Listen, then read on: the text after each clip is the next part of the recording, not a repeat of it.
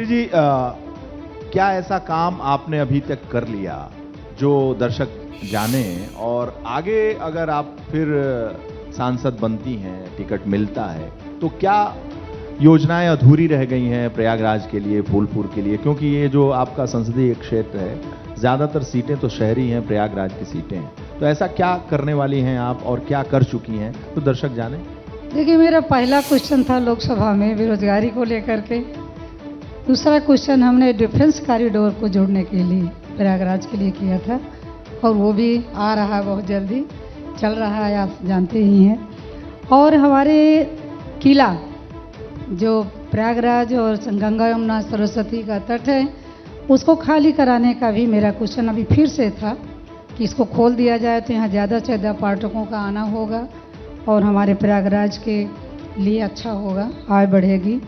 और एक 2025 में महाकुंभ लगने जा रहा है, उसके लिए सरकार बहुत बड़ा काम करने जा रही है, उसमें भी तो ये सरकार हमारी जो हम लोग मांग करते हैं, ज़्यादातर हमारे काम हो रहे हैं और ज़रूरत है यहाँ सरकार की और जनता के लिए। तो जनता तो हमें लगता है कि काफ़ी संतुष्ट है काम से जो सरकार कर रही है। लेकिन जो विधानसभा का चुनाव रहा, रिजल्ट निकला, यहाँ समाजवादी पार्टी ने भी बहुत अच्छा परफॉर्मेंस दिया, कई सारे विधायक हो गए, अन्य इलाकों में उतने नहीं हो पाए, लेकिन आपको लगता है ये गढ़ भी माना जाता है, समाजवादी पार्टी का गढ़ माना जाता रहा, तो आपको लगता है कि जो 24 की चुनौती है आप दोनों लोगों के सामने, कहीं है या नहीं है, या फिर ऐसे ही खाली है मैदान, फिर गोल? अभी चुनौती तो हम स्वीकार नहीं कर रहे हैं, क्योंकि कोई चुनौती नहीं है और ना ही किसी का गढ़ है। एक बात मैं आपसे ज़रूर कहना चाहती हूँ, कुछ टिकट जाति समीकरण के आधार पर भी होते हैं और उसमें गड़बड़ होते हैं, फायदे भी होते हैं, आप ये बात जानते हैं। बस इतना ही अंतर है, बाकी यहाँ भारतीय जनता पार्टी की सरकार में निरंतर काम हो रहे हैं और काम होते रहेंगे। ये मेरी जान में मेरी पूरी तरह से कि कोशिश है कि जनता हमारी संतुष्ट है, उसके लिए हम लोग रात दिन मेहनत करते हैं, उसके हर सुख दुख के लिए।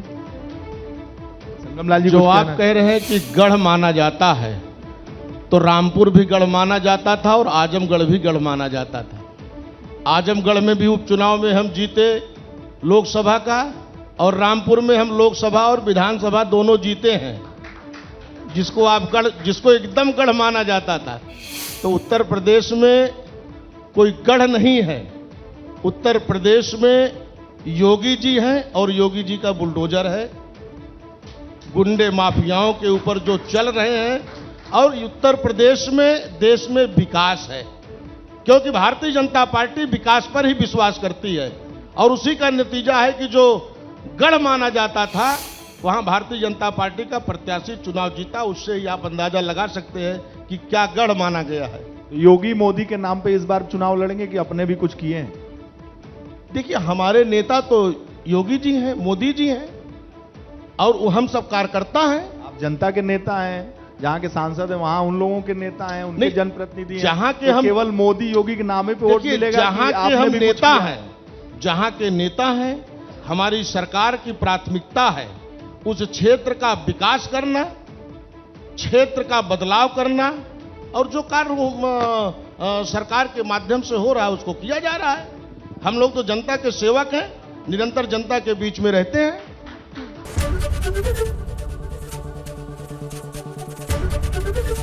एबीपी गंगा, खबर आपकी, जुबान आपकी।